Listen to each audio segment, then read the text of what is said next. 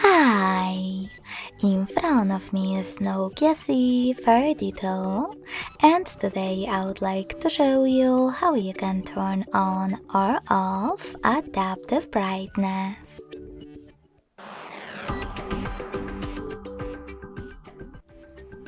You need to begin by going into settings and scrolling down just a bit to access display. Following that, tap on this switcher next to adaptive brightness. And as you can see, my switcher is blue.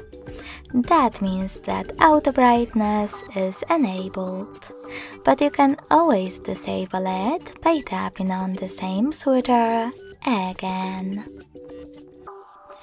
Thanks so much for watching. If you enjoyed this video, don't forget to leave a like, comment and subscribe.